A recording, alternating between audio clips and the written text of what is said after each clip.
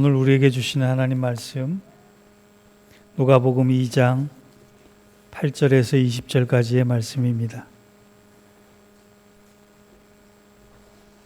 한 절씩 교독하겠습니다.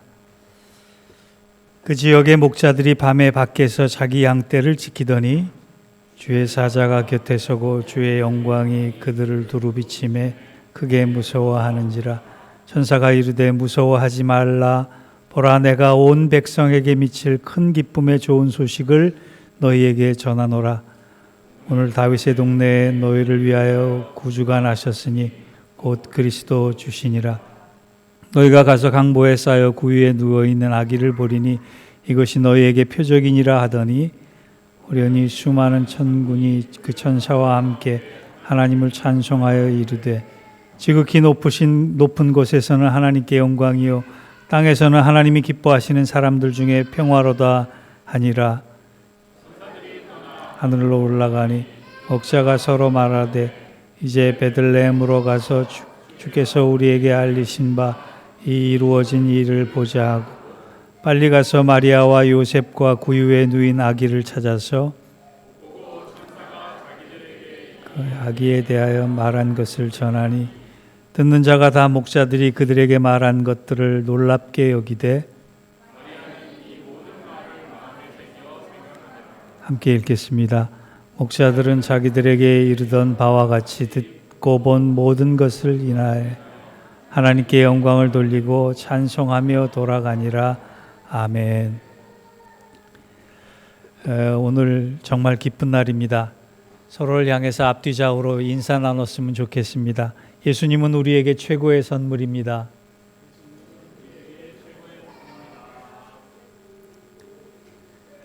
오늘도 성탄 축하 발표회를 하겠습니다만 여러분 모두 주일학교에서 어렸을 때 한 번쯤은 성탄 연극을 해보셨으리라고 생각을 합니다. 저도 잘생겼기 때문에 동방박사에 뽑히기도 했습니다. 요셉 역도 해봤습니다. 그런데 제가 하려고 하지 않았던 한 가지 배역이 있는데 그것은 목자 1, 2, 3이었습니다. 대사도 없는, 존재감도 없는, 역할도 없는 그저 멀뚱하니 서 있는 그 역할을 정말 하기 싫었기 때문에 그렇습니다.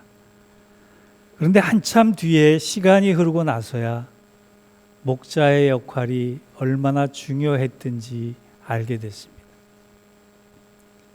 이 목자야말로 성탄 아기 예수의 탄생의 스토리에서 빠질 수 없는 중요한 자리에 서 있는 사람입니다. 왠지 아십니까? 성탄의 소식을 가장 먼저 들었던 사람이기 때문에 그렇습니다.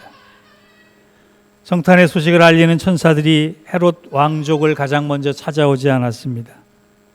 제사장들이나 서기관들을 찾아오신 것도 아닙니다. 로마의 총독이나 귀족들에게도 오지 않았습니다.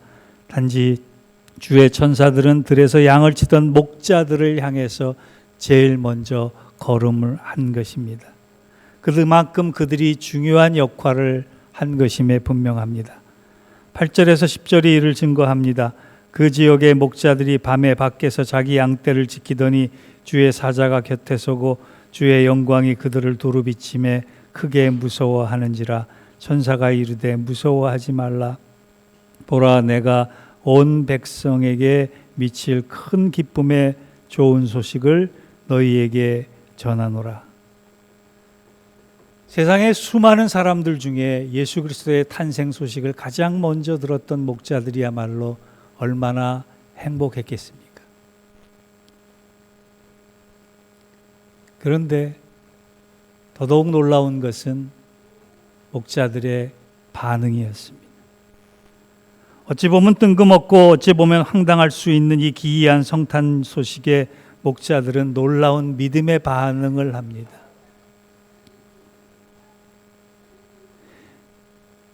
그리고 나서 오늘 본문을 읽어보니까 목자들이 세 개의 선물을 주님께로 향하여 들고 베들레헴으로 달려갑니다. 여러분, 성경에는 동방박사들은 세 가지 예물을 드렸다고 되어 있지만 제가 묵상한 결과 목자들도 세 개의 예물을 가지고 예수님을 찾았습니다. 이단이라고 얘기하지 마시고 잘 들어보세요. 여러분, 오늘 어떤 선물을 가지고 예수님 앞에 나왔습니까? 예수님께만 선물을 받기 위해서 혹시 모여든 것은 아닙니까? 아닙니다. 그래서는 안 됩니다. 우리도 예수님을 향한 선물을 준비해야 하는데 그 선물의 지침이 바로 오늘 목자들이 준비한 세 가지 선물이어야만 하는 것입니다. 그 예물이 무엇일까요? 그것이 본문이 뜻하는 선물입니다. 첫 번째, 성찬의 주님께 목자들이 드렸던 첫 번째 선물은 확고한 믿음이라는 선물이에요. 15절 말씀을 보면 놓칠 수 없는 표현이 하나 있는데 이와 같은 말씀입니다. 베들레헴까지 가서 주께서 알리신 바 이 이루어진 이 일을 보자. 주께서 알리신 바 이 이루어진 이 일을 보자라고 하는 말씀이에요. 성탄이 앞으로 이루어질 일도 아니고 이미 내 눈앞에서, 내 생애 앞에서, 내 삶 앞에서 이루어진 일이다라고 믿었다는 것이에요. 아무런 사인도 없고 아무런 예고도 없고 아무런 계시도 없는 그 상황에 남들이 보면 미쳤다고 얘기할 수 있는 그 성탄의 소식을 그들은 듣자마자 의심하지 않고 믿었다라고 하는 거예요. 정말 메시아가 오셨구나, 정말 아기 예수가 구주로 탄생하셨구나, 하나님의 말씀이 이루어졌구나라고 하는 것을 믿어 의심치 않았다라고 하는 것입니다. 그래서 그들은 헐레벌떡 베들레헴까지 달려간 것입니다. 가봤자 볼 수 있는 것은 마구간 구유에 놓인 아기 예수 외에는 어떠한 표적도 발견할 수 없어요. 여러분, 갓난아기를 보고 메시아라고 얘기할 수 있겠습니까? 왕의 탄생을 알리는 거창한 행사나 찬란한 광채도 없었습니다. 말똥 냄새와 어우러진 초라한 마구간밖에 없었는데 그 사인을 보고, 그 모습을 보고, 그 현실을 보고도 하나님께서 메시아를 보냈다라고 하는 것을 믿었다라고 하는 것입니다. 저 같으면 아기 예수의 초라한 탄생을 보고 정말 구세주가 맞을까 의심부터 했을 것 같아요.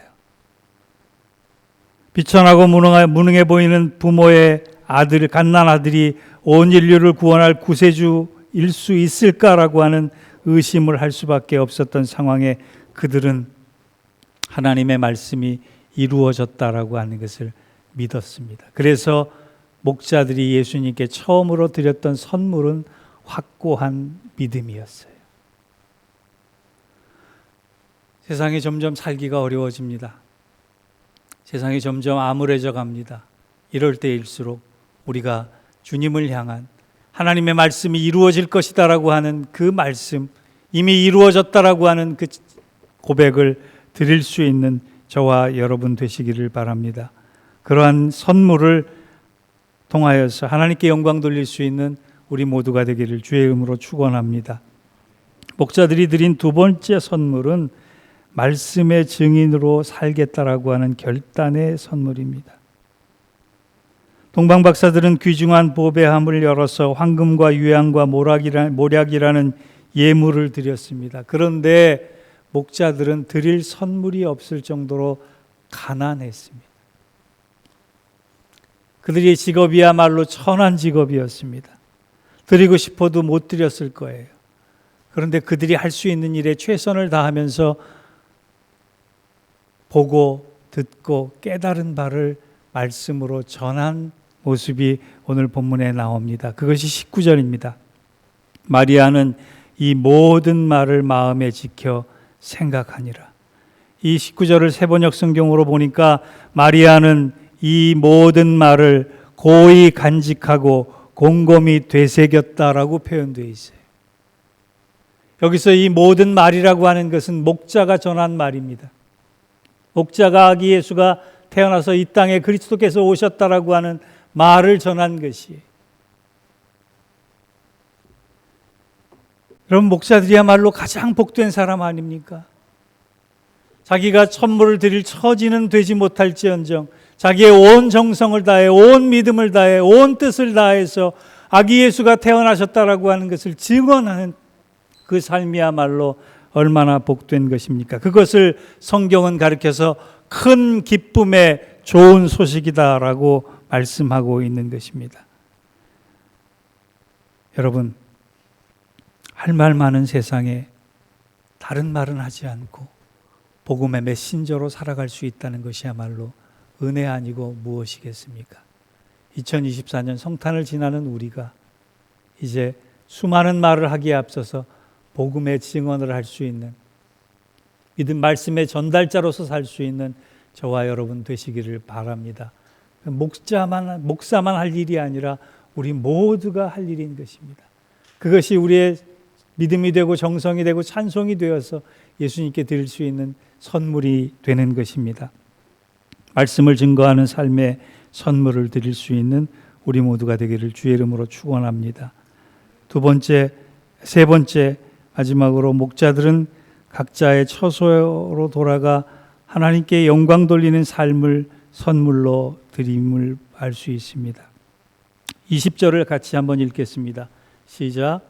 목자들은 자기들에게 이르던 바와 같이 듣고 본 그 모든 것을 인하여 하나님께 영광을 돌리며 찬송하며 돌아가니라. 목자들이 메시아를 알아보고 이제 메시아 옆에 있겠다라고 고집하지 않았어요. 예수님 곁에 남겨져서 좌우에 한 자리 차지하겠다라고 덤비지도 않았습니다. 양치기를 그만두고 이제 새로운 길을 가겠다, 생업을 다 포기하고 신학교 가겠다 다짐하지도 않았습니다. 밤을 낫을 삼아야 하는 고달픈 목자의 일상으로 되돌아만 가기 시작한 것입니다. 그들이 이 귀한 복된 소식을 들었다라고 할지라도 아무것도 변한 것은 하나도 없습니다. 놀라운 상급도 없고 화려한 면류관도 더더욱 없습니다. 그런데 달라진 것이 하나 있습니다.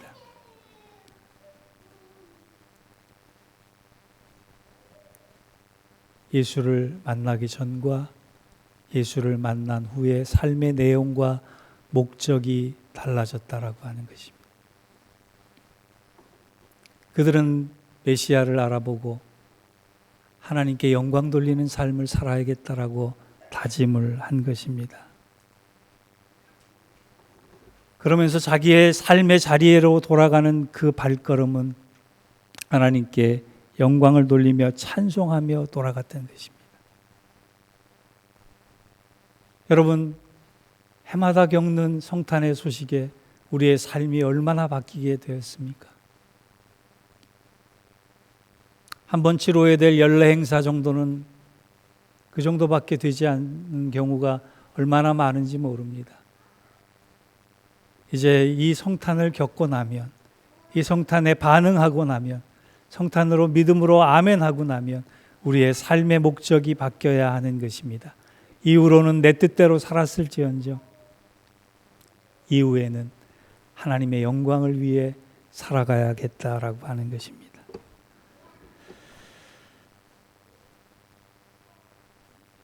간절히 소망하기는 2024년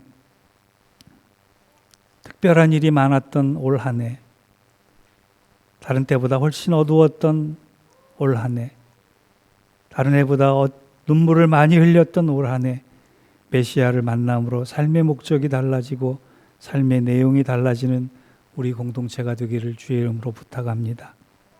이제 결론을 맺습니다.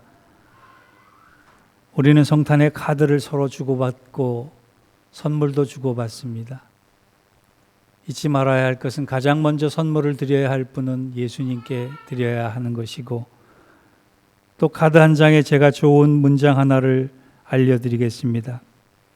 메리 크리스마스 앤 해피 뉴 이어라고 하는 것도 좋지만, 제가 어느 전도사님에게 받은 성탄 카드 문장 안에는 이런 글귀가 있었습니다.